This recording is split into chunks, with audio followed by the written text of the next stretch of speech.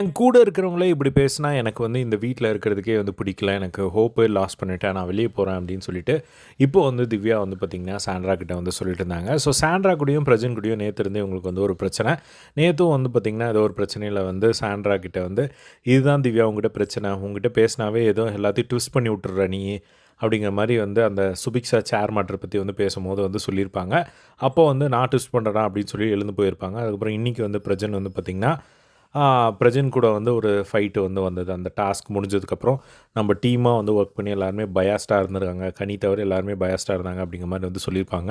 ஒருத்தர் கூட என்ன சொல்லல அப்படிங்கிறது இப்போ அவங்களோட ஆதங்கம் என்ன அப்படின்னா, ஒருத்தர் கூட டீம்ல இருக்கிறவங்க வந்து பெஸ்ட் பெர்ஃபார்மருக்கு வந்து சொல்லலையே அப்படிங்கிறது தான் அவங்களோட ஆதங்கம். பட் அன்ஃபார்ச்சுனேட்டா அவங்க எதுவுமே பண்ணல. அந்த ஒரு டாஸ்க்ல வந்து பார்த்தீங்கன்னா, டாஸ்க்கா வந்து அந்த நெக்லஸ வந்து பாதுகாக்கிறதுக்காக உட்காந்தாங்களே தவிர, மத்தபடி அந்த அவங்களுக்கு குடுத்த கேரக்டர்ல வந்து அவங்க எதுவுமே பண்ணல அப்படிங்கிறது வந்து நம்ம பார்த்துருந்தோம். ஸோ, ஆனா இப்போ வந்து மத்தவங்கலாம் எனக்கு சொல்றதெல்லாம் கூட வந்து ஓகே.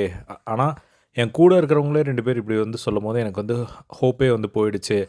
டீம் டீம்ல இருக்கிறவங்களே வந்து ஒருத்தர் கூட வோட் பண்ணல. விக்கல் சிக்ரம் கூட எனக்கு வோட் பண்ணல.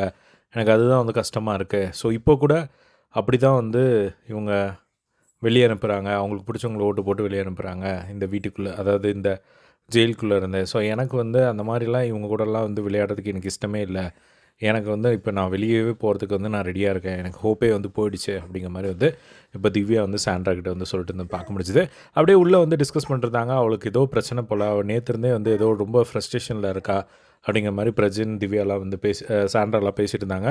அதுக்கு பிரஜின் சொல்லிட்டு இருந்தாரு, "என்ன ஃப்ரஸ்ட்ரேஷன்ல இருந்தாலும் அப்படியா பேசுறது?" அப்படின்னு சொல்லி பிரஜினும் வந்து அவரு சொல்லிட்டு இருந்தத வந்து பார்க்க முடிஞ்சுது. ஸோ இத பத்தி உங்களோட ஒப்பீனியன் கமெண்ட் பாக்ஸ்ல ஷேர் பண்ணுங்க. இதே மாரி எல்லாம் பிக் பாஸ் லைவ் அப்டேட் தெரிஞ்சுக்க நம்மளோட சேனலை சப்ஸ்கிரைப் பண்ணி சப்போர்ட் பண்ணுங்க. தேங்க்ஸ் ஃபார் வாட்சிங். பை.